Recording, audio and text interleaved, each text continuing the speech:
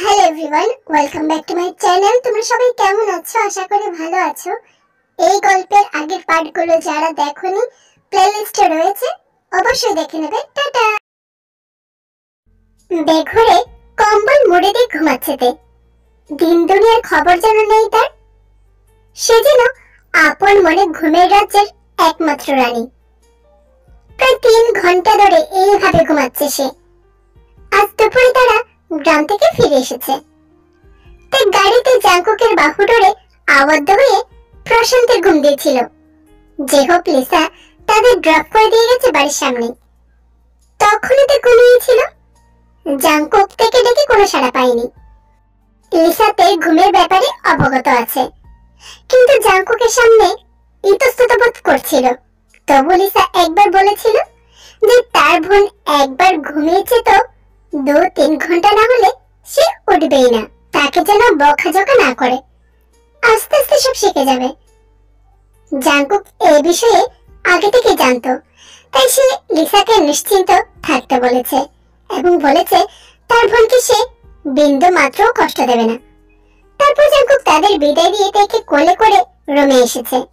এর মধ্যে জাস্ট একবার পিটপিট করে তাকে ফ্যানটা অন করে কম্বল মুড়ি দিয়ে আবার ঘুমাচ্ছে।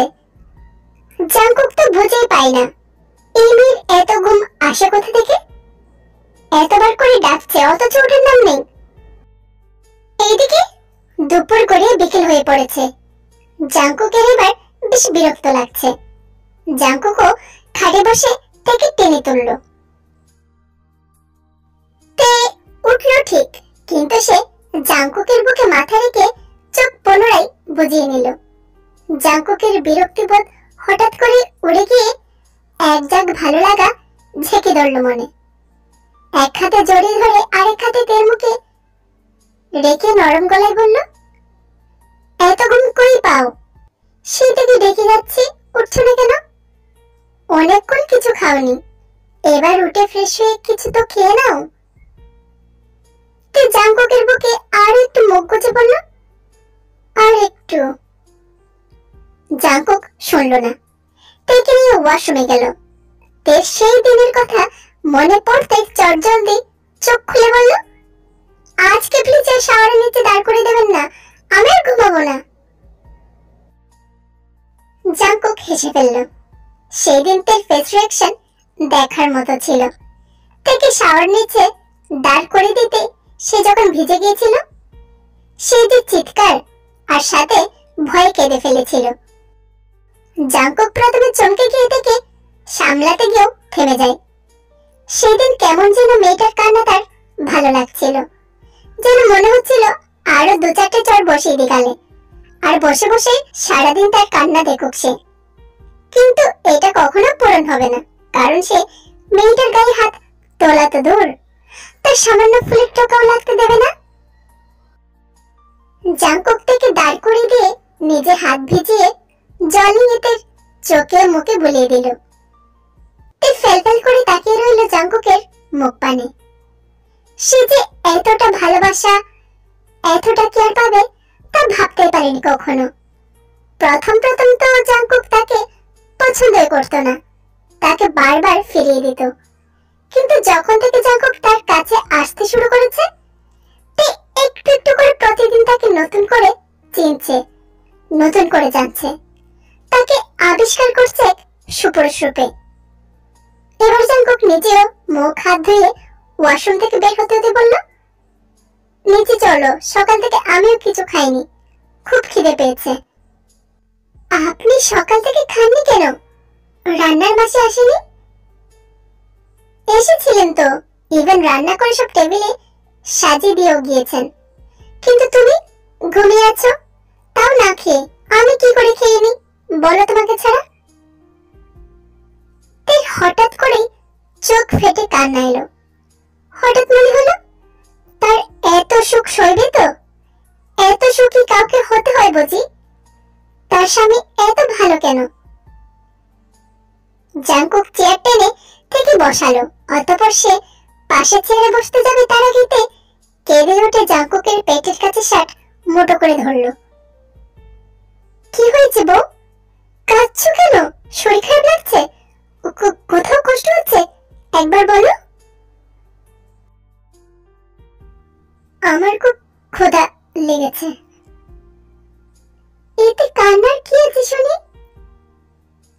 কিছু না বলে টেবিলের উপর হাত রাখলো।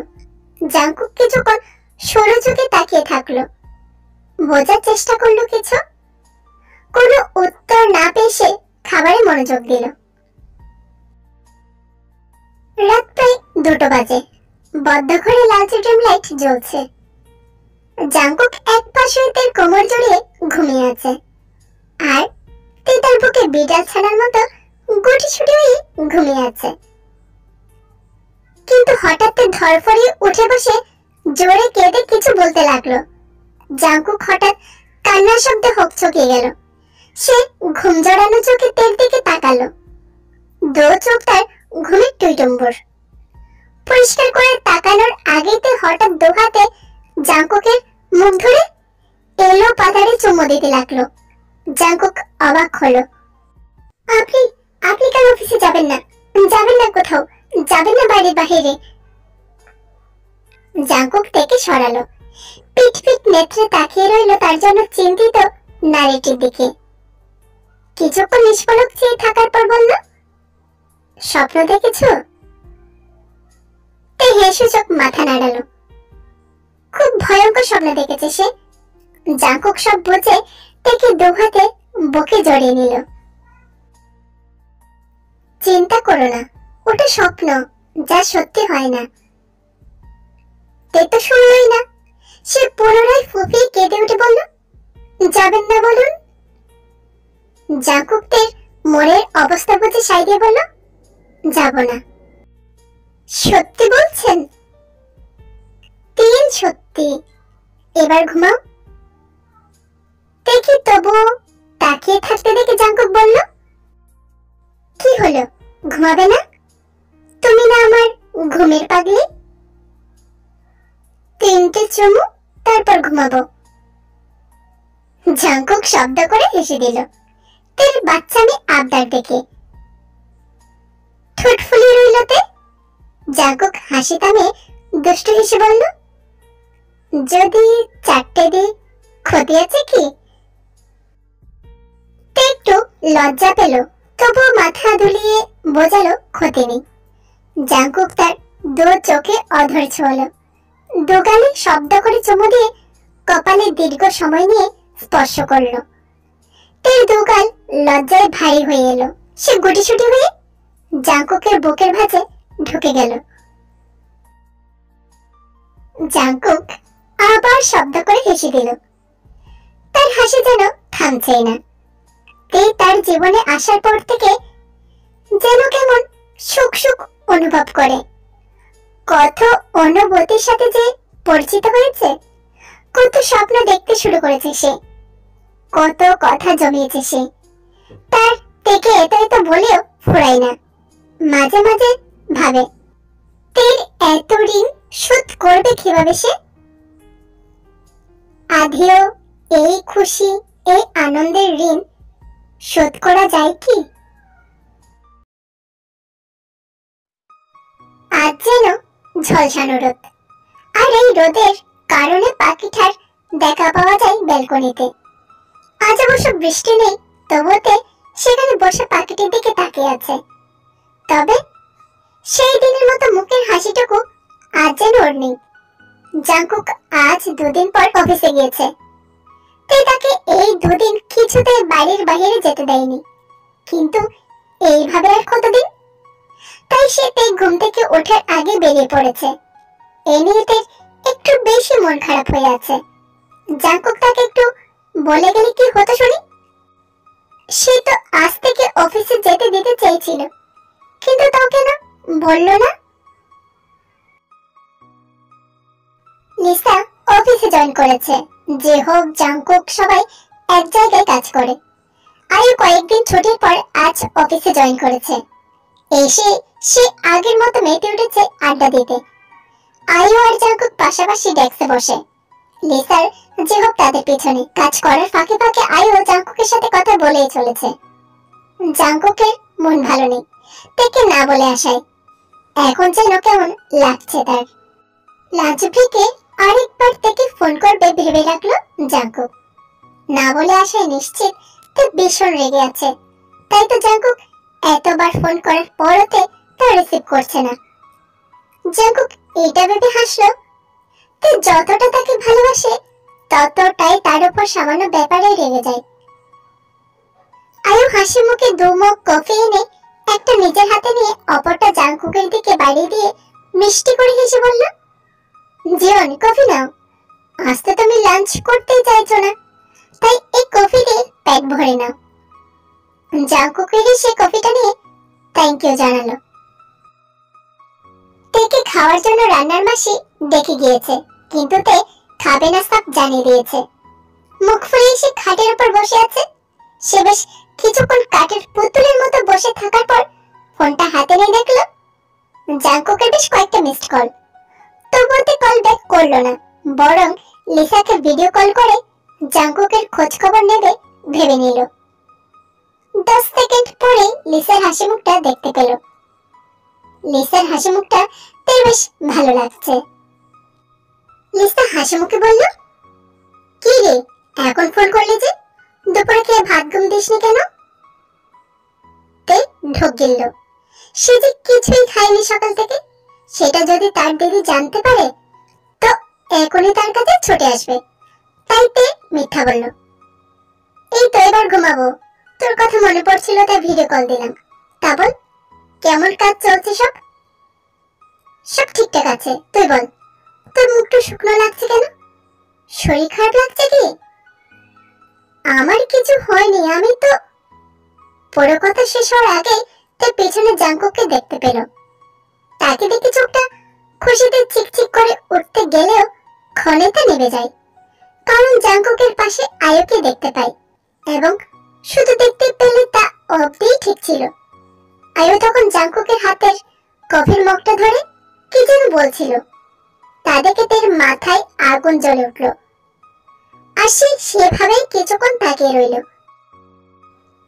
জাঙ্কুক হেসে হেসে আয়ুর সাথে কথা বলছে। আয়ুকে দেখে রাগের বশে ফোন কেটে দিয়ে ধপ করে শুয়ে পড়ে, আর মনে মনে প্রতিজ্ঞা করে আজ জাঙ্কুক ফিরলে তাকে জন্মের মতো কফি খাওয়াবে সে। কলিং বেল বেজে চলেছে বেশ কিছুক্ষণ ধরে। জাঙ্কুক ক্লান্ত শরীর নিয়ে দাঁড়িয়ে রয়েছে, মন শরীর দুটোই দুর্বল হয়ে আছে। আজ সারাদিন তের সাথে কথা হয়নি, তার উপর পেটে তো কফি ছাড়া কিছুই পড়েনি। একটু থেকে 2 চোখ ভরে দেখে তারপর সে কিছু খাবে, এটা নিশ্চিত তার উপর রেগে আছে তে। এসব ভাবতে ভাবতে দরজা খুলে গেল। জাঙ্কুক হাসি মুখে তের দিকে তাকালো। তে তো তাকে দেখে রোজ একটা মিষ্টি হাসি উপহার দিত, কিন্তু আজ তো তের মুখটা মলিন। জাঙ্কুক তাদেরকে এক পা বাড়িয়ে ব্যস্ত হয়ে কিছু বলতে যাবে তার আগে তে কাট কাট গলায় বলল, কফি খাবেন? জাঙ্কুকের ভ্রু কুঁচকে গেল। সে সবে মাত্র এসেছে এবং সারাদিন তার সাথে দেখা বা কথা কোনোটাই তো হয়নি। কোথায় একটু আলিঙ্গন করবে তা না, হঠাৎ এমন কফি খাওয়ার কথা জিজ্ঞাসা করছে কেন তে? জাঙ্কুক কিছু বলতে যাবে তখন তে কিচেনে যেতে যেতে বলল, আপনাকে বা কেন জিজ্ঞাসা করছি? আপনি তো কফি খেতে খুব ভালোবাসেন তাই না? আপনি রুমে যান, আমি কফি নিয়েই আসছি। জাঙ্কুক বোকার মতো ঠায় দাঁড়িয়ে কিছু বোঝার চেষ্টা করলো, না সে পারল না। হতাশার নিঃশ্বাস ত্যাগ করলো, অতঃপর সে সিঁড়ি বেয়ে উপরে উঠে এলো। ফ্রেশ হয়ে খাটে বসতেই তে কফির মগ এনে তার সামনে ধরে বলল, নিন খান। জাঙ্কুক কফির মগটা নিয়ে পাশের ডেস্কের উপর রাখলো। তো সেটা সাথে সাথে আবার তুলে এনে আবার বলল, রাখছেন কেন, খান। জাঙ্কুক চরম অবাক হলো, সে আসার পর থেকে কফি নিয়ে পড়ে আছে কেন মেয়েটা? জাঙ্কুক তের হাত ধরতে যাবে, তে এক ঝটকে সরে যায়। জাঙ্কুক হতভম্ব হলো, এমন বিহেভিয়ারের মানে কি? জাঙ্কুক উঠে দাঁড়ালো, এমন করছো কেন বউ, কি হয়েছে তোমার? তে উত্তর দিল না, পুনরায় একই কথা বলল। জাঙ্কুক বিরক্তিতে বলল, কিছু না কি শুধু কফি কেন খাবো? সেই থেকে কফি খাওয়ার কথাই যেন বলে যাচ্ছ তুমি। আমি কি একবারও বলেছি কফি খাবো? তে রুম থেকে বেরিয়ে গেল। 1 মিনিটের মধ্যে বিস্কিট এনে রাখলো। জাঙ্কুক আরো অবাক, তার কোনো কথা যেন তে শুনছেই না। আচ্ছা মেয়ের পাল্লায় পড়েছে তো সে। এদিকে ক্ষুধা পেয়েছে, আর না খেয়ে থাকতেও পারছে না। জাঙ্কুক খাটে বসলো।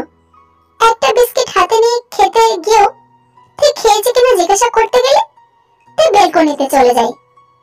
জাঙ্কুক ভাবলো যদি তার উপর রাগ করে থাকতো তাহলে তো তার সাথে কথাই বলতো না, কিন্তু কথা বলছে, তার মানে কোনো কারণে তার মুড অফ।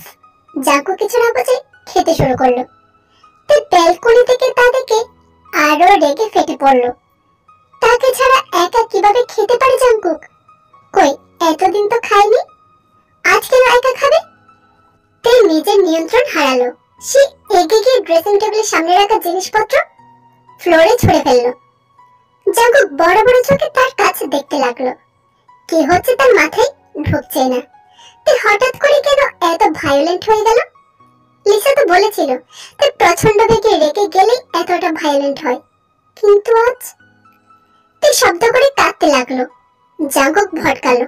দ্রুত পায়ে এগিয়ে গিয়ে তাকে দু হাতে অনেক কষ্টে জড়িয়ে ধরলো। তে ছাড়া পাওয়ার জন্য ছটফট করতে লাগলো। জাঙ্কুক কিছু না বুঝে তাড়াতাড়ি বলল, আই এম সরি। এমন বলে আর হবে না। তে ঢোক গেলে বলল, আপনি কেন ওই আনার কলির সাথে এখনো কথা বলেন? নিশ্চয় আজ আপনাকে জড়িয়ে ধরেছিল। জাঙ্কুক এতক্ষণ পর বুঝলো তে এতটা হাইপার হওয়ার কারণ। তে তাকে আগেই নিষেধ করেছিল আই বলে মেয়েটা তার আশেপাশে যেন না থাকে, আর জাঙ্কুকও কথা দিয়েছিল থাকবে না। কিন্তু আজ এই বিষয়ে কিভাবে জানলো সে নিজেও বুঝতে পারছে না। জাঙ্কুক তবু থেকে আশ্বস্ত করতে বলল, না এমন কিছুই হয়নি, তুমি ভুল ভাবছো, ও তো জাস্ট কফি। তে জাঙ্কুকের বুকে খামচি দিল। নখ ফুটলো পাতলা গেঞ্জি ভেদ করে। জাঙ্কুক ব্যস্ত হয়ে বলল, ওকে ফাইন, ওর সাথে আর কথাই বলবো না, প্লিজ প্যানিক করো না, আই প্রমিস, আর কখনো কফিও খাবো না। তে শুনলো না, কাঁদতে কাঁদতে বুকে কিল মারতে লাগলো। যেটা নিজের সেটা কখনো খেলা বা মানুষ অন্য কারোর সাথে সহ্য করতে পারে না। তে জাঙ্কুক এই বিষয়ে অবগত হয়েছে, তাই সে কামলে নেওয়ার চেষ্টা করছে। জাঙ্কুক থেকে কোলে তুলে নিল।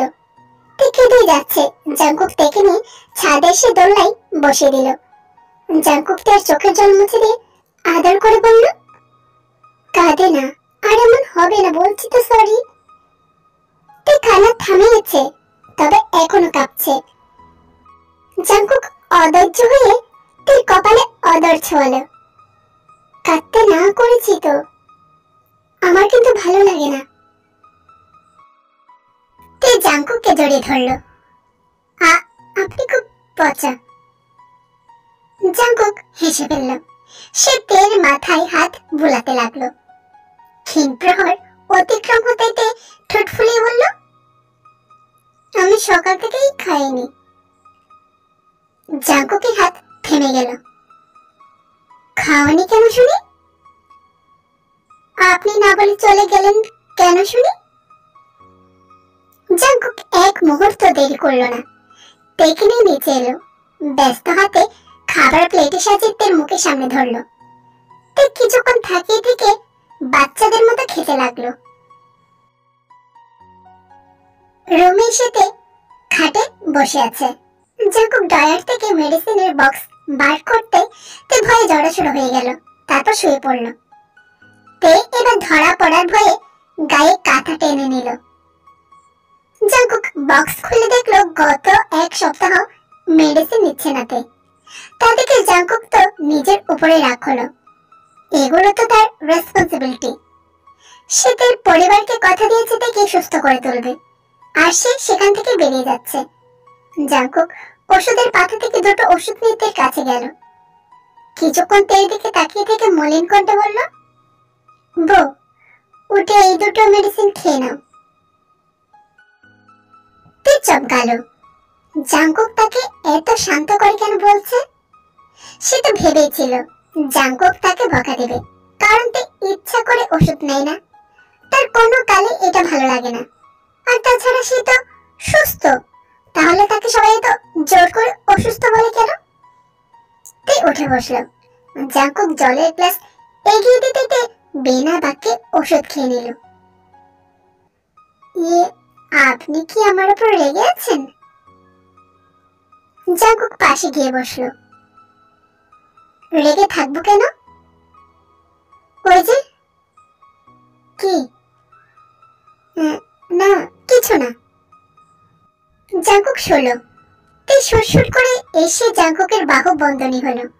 জাঙ্কুক মলিন হেসে তের কপালে অদর ছুঁয়ে দু চোখের পাতা এক করল। গভীর রাত। তে হাত পা ছড়িয়ে জাঙ্কুকের উপর রেখে প্রশান্তের ঘুম দিচ্ছে, কিন্তু জাঙ্কুকের চোখের পাতায় ঘুম নেই। তে এতটা প্যানিক হয়ে যাওয়ায় তার চোখের ঘুম উবে গেছে। জাঙ্কুক তো তের এমন বিহেভিয়ারের সম্পর্কে জানাইছিল। তাকে বিয়ের দিন ওই বদ্ধ ঘরে লিসার মা তাকে এক ভয়ঙ্কর সত্যি বলেছিল। জাঙ্কুক তো শুনে স্তব্ধ হয়ে গেছিল।